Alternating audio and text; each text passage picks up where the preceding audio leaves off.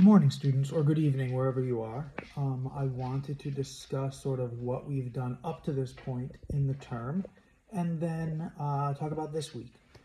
If this is the first video you're watching, great, thank you for joining us. Um, it's really important, I would say, to watch these videos, really absorb what they're saying. This is my only interaction really with you, unless you have a situation where we need to speak over the phone, which is also fine. If you find you need extra help, please reach out via email and we can set up a meeting on Teams. So last week we did our leadership maps. Now, most of you did the graphic example as I suggested.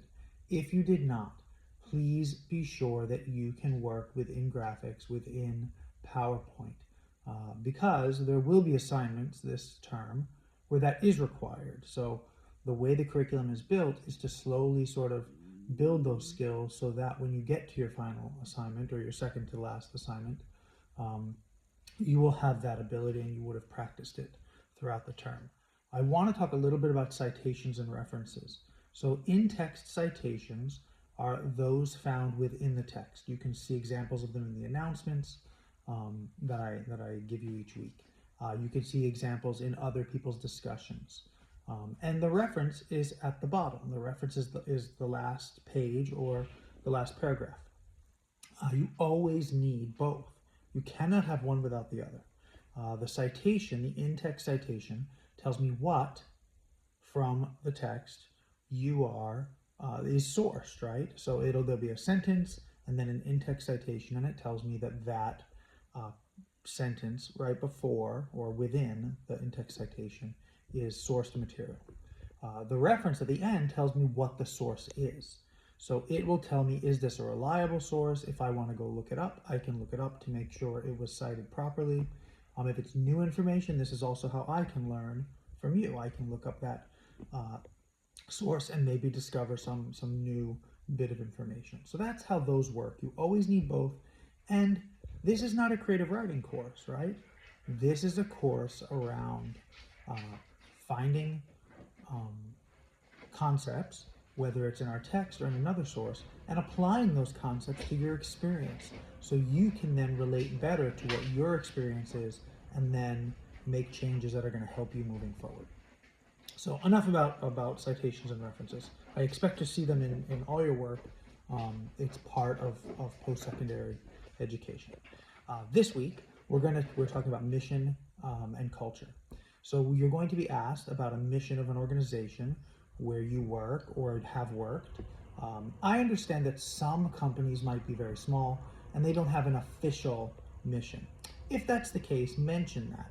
But if you work at Target or Walmart or Amazon, as many people do in our class, they do have a mission.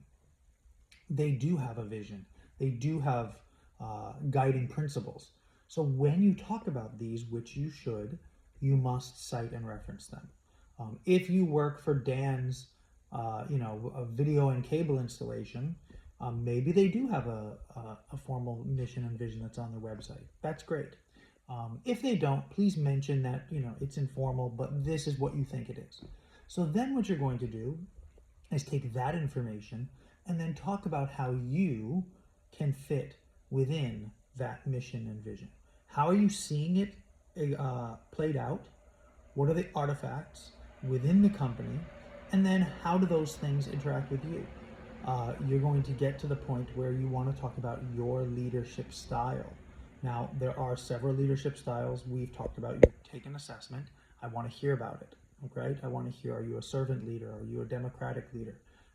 Even if you're not technically a leader at work, you are a leader as a human, and you took the assessment and you were told what that style is. And then your personality traits. Now this refers directly back to the OCEAN traits. It's the first assessment you took. So please mention what those traits are and how those relate to your leadership. And some of you may find that your leadership style and personality traits match exactly with your work. Others may find some conflict there.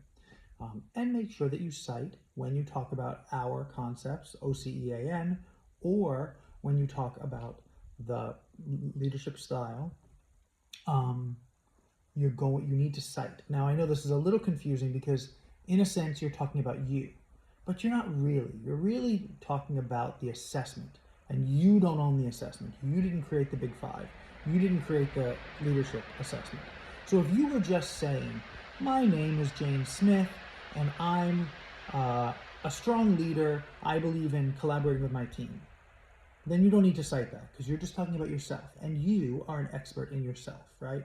But if you're talking about an assessment, if you're saying the leadership assessment mentioned that I'm a democratic leader, you must cite that. That's Sumo Learning 2025 or 2023, depending on which book you have. Same with the OCEAN traits. Now, I know you took the assessment, so if you say, I have a high score in extroversion, you are not referring to yourself, you're referring to the assessment, and therefore you need to cite that. I think that's it. Please pay attention to APA format. I sent you a template in week 1. It's very important in terms of knowing how to use this. You will all have to do a capstone. For the majority of you, your capstone will be in APA format, so let's practice it. Remember, we practice skills in low-risk situations so that we can achieve and have mastered those skills by the time we get to high-risk situations. So one paper in one class is a low-risk situation.